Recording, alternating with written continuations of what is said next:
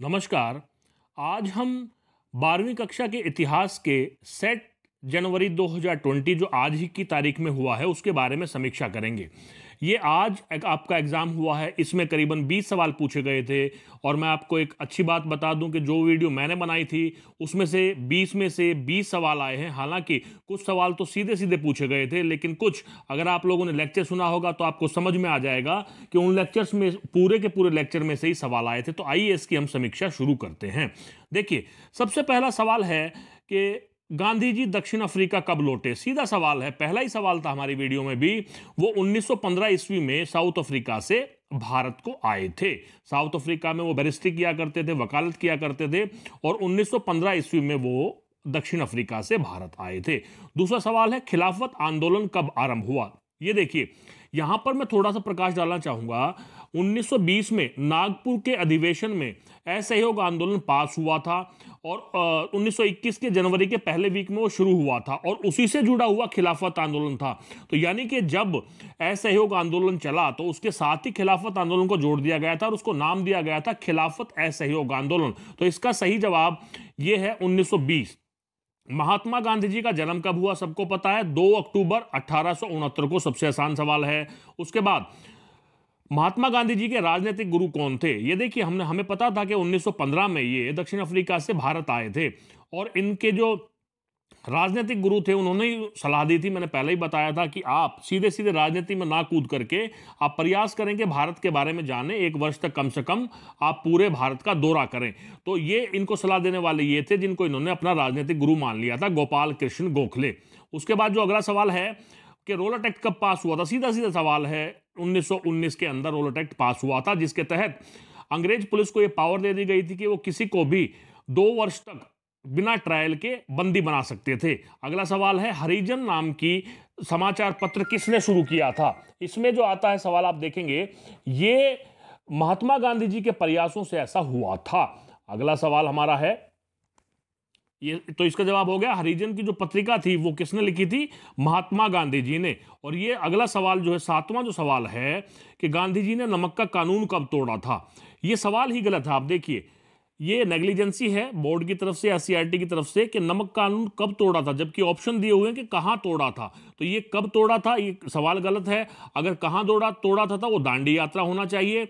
लेकिन अगर देखें कि कब तोड़ा था, तो कब तोड़ा था, 1930 में 6 अप्रैल को। 12 मार्च को यात्रा शुरू हुई थी साबरमती आश्रम से और 6 अप्रैल 1930 को ये तोड़ा गया था। तो इस तरह से इसका जवाब होना चाहिए। सवाल गलत है।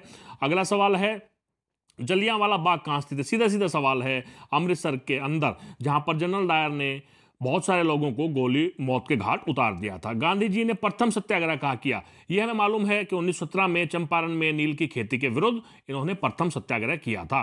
उसके बाद भारत कब आजाद हुआ। बड़ा आसान सवाल है, हम सब जानते हैं, सब भारत के निवासी हैं।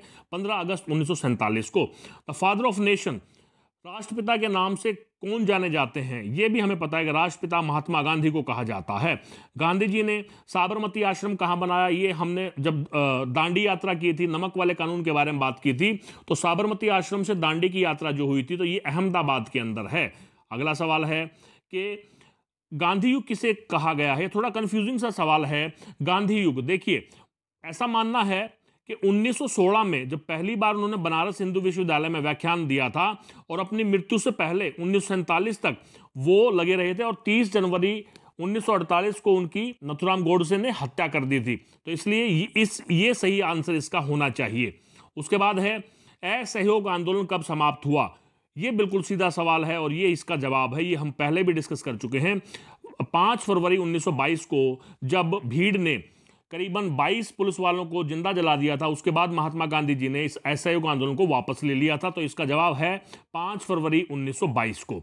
उसके बाद है, गांधी जी द्वारा असहयोग आंदोलन आरंभ करने का प्रमुख कारण क्या था। देखिए, अगर केवल प्रमुख कारण की बात हम करें तो रोलर एक्ट होना चाहिए, लेकिन किसी भी कारण को हम इनकार नहीं कर सकते क्योंकि जलियांवाला बाग में बहुत सारे लोग मारे गए थे जिसकी वजह से हुआ और खिलाफत मूवमेंट की वजह से महात्मा गांधी जी ने रियलाइज किया कि ये सही समय है जब हिंदू मुसलमानों को साथ लेकर के कार्य किया जाना चाहिए। तो इसका जवाब होगा सभी प्रमुख, ये सभी प्रमुख कारण थे।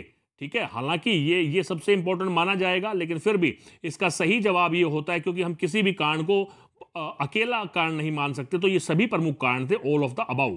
अगले सवाल की तरफ चलते हैं।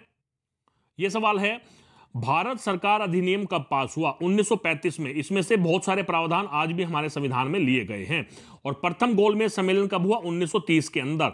ठीक है, ये आपको मालूम होना चाहिए, मैंने आपको 3 गोलमेज सम्मेलन के बारे में विस्तार से बताया हुआ है।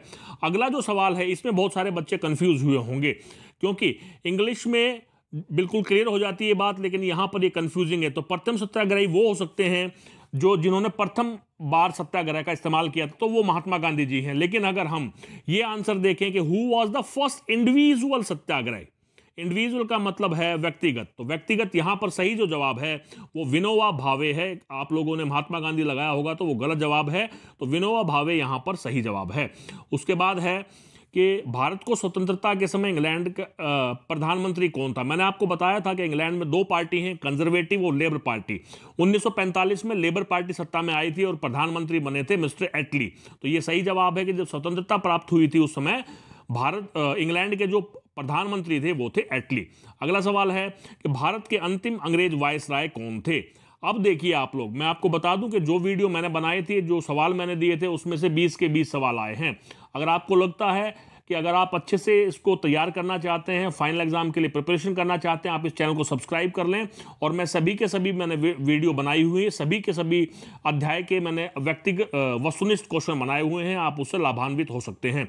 तो अंतिम सवाल है, भारत के अंतिम अंग्रेज वायसराय कौन थे? तो ये माउंटबेटन थे। तो इस तरह से मैं उम्मीद करता हूं कि आप लोगों ने 20 के 20 सवाल ठीक किए होंगे। जिसने बड़े ध्यान से सुना है उसको सभी के सभी नंबर मिल जाएंगे। तो आप फाइनल एग्जाम के लिए तैयारी कीजिए। तब तक के लिए नमस्कार, जय हिंद, जय भारत।